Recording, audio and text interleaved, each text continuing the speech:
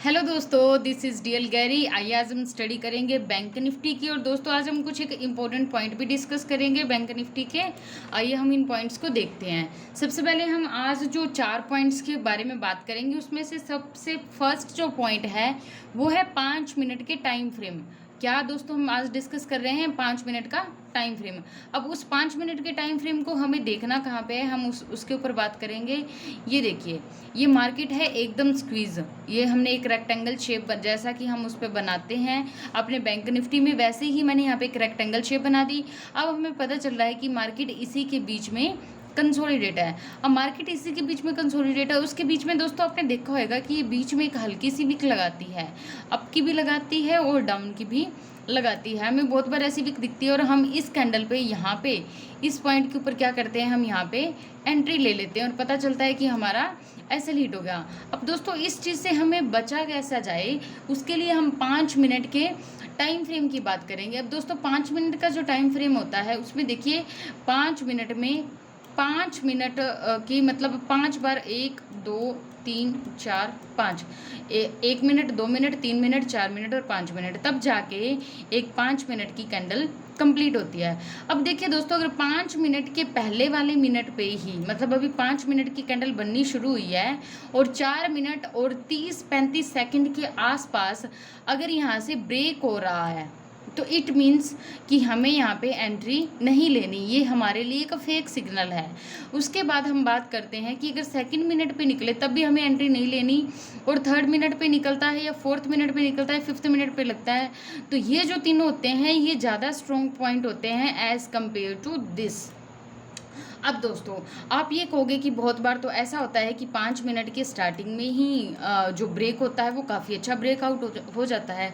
तो दोस्तों ऐसे में हमें करना क्या है, हमें ये देखना है कि ये वाला जो कंसोलिडेशन है ये कितना लंबा है। क्या ये 1 से 1.5 घंटे के बीच का कंसोलिडेट है, एक बात। दूसरी बात ये कि क्या ये 40 से 45 मिनट के बीच का कंसोलिडेशन है। अब देखिए दोस्तों, होता क्या है कि मार्केट यहाँ पे एक काफ़ी अच्छी अप की मूवमेंट ले लेती है। मार्केट ने यहाँ पे इतना मूवमेंट ले लिया जो कि 300 से लेकर 350 पॉइंट के बीच का है।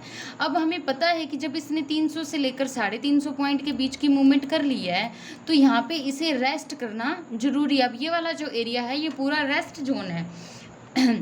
अब इस रेस्ट जोन के अंदर अगर 40 से 45 मिनट के बीच बीच में ब्रेक हो रहा है तो वहाँ हमें सोच समझ के ब्रेक एंट्री लेनी है।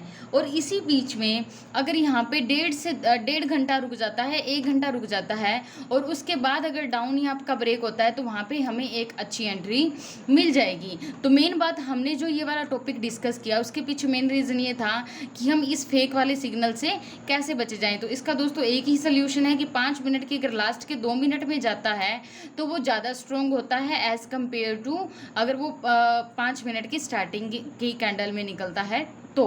अब आइए दोस्तों, हमारा एक टॉपिक हो गया क्लियर, अब हम करते हैं दूसरे टॉपिक पे बात। अब ये देखिए दोस्तों, एक कंसोलिडेशन जोन है, इस कंसोलिडेशन जोन के अंदर मार्केट स्क्वीज़ है इस तरीके से। अब मार्केट तो स्क्वीज़ है, we know that market squeeze है। हम फंसते कब हैं, हम तब फंसते हैं जब हम अपनी मर्जी से यहाँ पे एक और ट्रेंड लाइन ड्रॉ कर लेते हैं। हमने यहाँ ट्रेंड लाइन ड्रॉ कर ली। अब जैसे ही हमने यहाँ पे ट्रेंड लाइन ड्रॉ किया है कि मार्केट ने यहाँ पे ब्रेक दिया और ब्रेक देने के बाद हम इसी जगह पे अपना क्या कर देते हैं, हम इसी जगह पे अपनी एंट्री ले लेते हैं।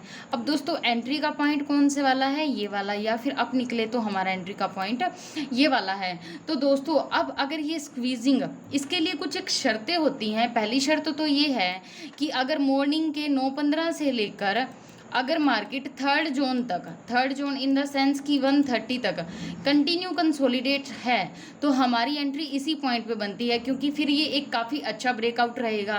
सेकंड, अगर मार्केट पहले से काफ़ी अच्छी मूवमेंट करके आ चुकी है, मार्केट ने अप की काफ़ी अच्छी मूवमेंट ली है और ये वाली मूवमेंट लेने के बाद अब मार्केट यहाँ पे कंसोलिडेट हो गई और टाइम अभी कम हुआ है, तो हमें यहाँ पे एंट्री ना लेकर हमें इस जगह पे अपनी एंट्री को लेना है। थर्ड, अगर ये कंसोलिडेशन 1 से 1.5 घंटे तक कंटिन्यू ये वाला कंसोलिडेशन है तो हमें इस पॉइंट पे हमें जो एंट्री मिलेगी वो अच्छी एंट्री मिल जाएगी और दूसरी एंट्री फिर हमारी यहाँ पे तो बनती है।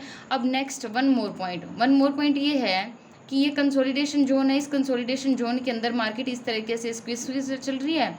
हमने यहाँ पे एक ट्रेंड लाइन ड्रॉ कर दी और अब देखिए अगर ब्रेक ऐसे डायरेक्ट हो रहा है लाइक दैट, इस तरीके से अगर डायरेक्ट ब्रेक हो रहा है तो हमारा जो एग्जैक्ट एंट्री पॉइंट था वो ये वाला था। तो हम यहाँ पे एंट्री बहुत ज़्यादा सोच समझ के लेंगे, इसकी जो परसेंटेज है वो कम हो जाएगी। रीज़न, अगर मार्केट यहाँ पे थोड़ी देर कंसोलिडेशन होकर फिर गिरती है तो वो ज़्यादा स्ट्रॉन्ग एंट्री है एज़ कम्पेयर टू ये अगर ये एकदम से गिरती है तो। दोस्तों आई होप सो कि आपको ये दोनों पॉइंट क्लियर हो गए। अगर आपको इन पॉइंट्स में कुछ भी प्रॉब्लम आती है तो हम उन्हें आप कमेंट सेक्शन में लिखना और फिर हम उसको काफ़ी अच्छे से क्लियर करेंगे। अब हम आते हैं स्ट्राइक प्राइस पे। आपको पता है दोस्तों बैंक निफ्टी में 36,000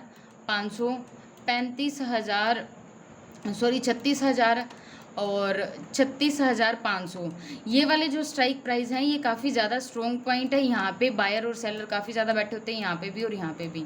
इसके अलावा बायर और सेलर हमें कहाँ मिलते हैं? 100, 200, 300, 400 एंड 500। अब दोस्तों ये वाले जो स्ट्राइक प्राइस हैं इसमें हमें जो कॉमन चीज़ देखनी है वो क्या देखनी है कि जो 100 का प्राइस है, अगर कैंडल इसी 100 के प्राइस में है इट मीन्स कि 100 वाली विंडो ही एक्टिव हुई है अभी। और अगर वो प्राइस जो है किसी भी कैंडल का प्राइस वो 200 वाला है इट मीन्स कि 200 वाली विंडो एक्टिव है। और अगर किसी का प्राइस 300 है इट मीन्स कि 300 वाला विंडो एक्टिव है। अब आप ये कहोगे कि ये तो हमें बिल्कुल भी समझ नहीं आया, इसके लिए हम चलते हैं चार्ट पे, ये हम क्लियर करेंगे यहाँ पे।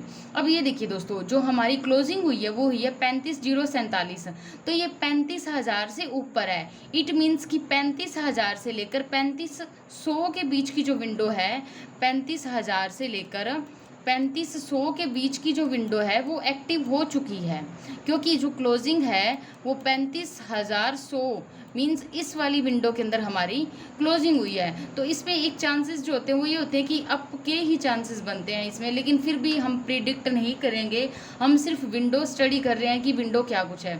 अब जैसे ये मान लीजिए कि 37,000 है यहाँ पे, अगर 37,215 के पास है इट मीन्स कि 200 से ऊपर है, तो 200 से ऊपर वाली विंडो एक्टिव है।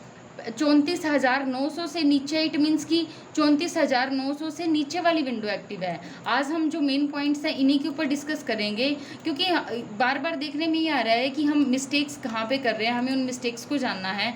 तो ये जो हमने 100, 200, 300, 400, 500 इसकी जो बात की है ये सिर्फ ये जानने के लिए कि अभी फ़िलहाल विंडो एक्टिव कौन सी है। अब विंडो एक्टिव इसका रिश्ता क्या है? इसका जो डायरेक्ट रिश्ता है वो है अपने बायर एंड सेलर के साथ।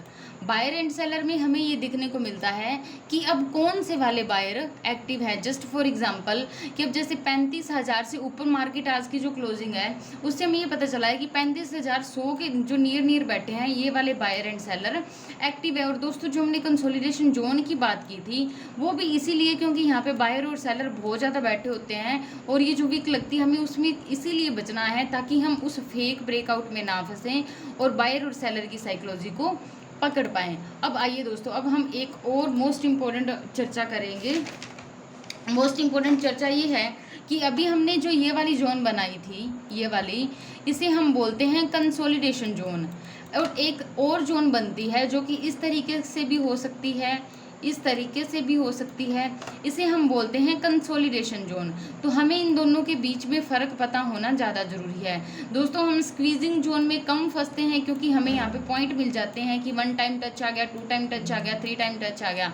लेकिन दिक्कत यहाँ आती है कंसोलिडेशन जोन में, क्योंकि एक तो हम यहाँ पे फेक सिग्नल में फंस जाते हैं एंड सेकेंड जब हम यहाँ इसी के बीच में इसको स्क्वीज करने की कोशिश करते हैं अपने हिसाब से तब हम फंस जाते हैं। तो मेनली हमें बचना जो है, हमें बचना है इस कंसोलिडेशन जोन से। तो आज हमने उसके बारे में चर्चा कर ली है कि हमें इस कंसोलिडेशन जोन से कैसे बचना है। अब दोस्तों इसके बारे में हमने जो बात की है उसके पीछे जो मेन रीज़न है वो यही है कि यहाँ पे देखिए यहाँ पे कंटिन्यू एक कंसोलिडेशन था और इस कंसोलिडेशन का जैसे ही ये वाला लो ब्रेक हुआ है उसके बाद हमें एक काफ़ी अच्छी डाउन की मूवमेंट देखने को मिली है। अब यहाँ पे फिर से ये देखिए दोस्तों सॉरी यहाँ पे नहीं है, अभी हम और स्टडी करें। अब ये देखिए अभी जो लास्ट में है ये बिल्कुल कंसोलिडेशन है। अब इस कंसोलिडेशन का अगर अपर टूटता है कल तो अब की एंट्री बनती है। जो प्रीवियस वाला स्विंग है मीन्स 36,670 ये हमारा टारगेट रहेगा और उसके बाद हमारा जो ऑल टाइम हाई का टारगेट है वो रहेगा। और अगर इसी जोन से ये डाउन का ब्रेक होता है तो डाउन में हमारे ये वाले जो स्विंग है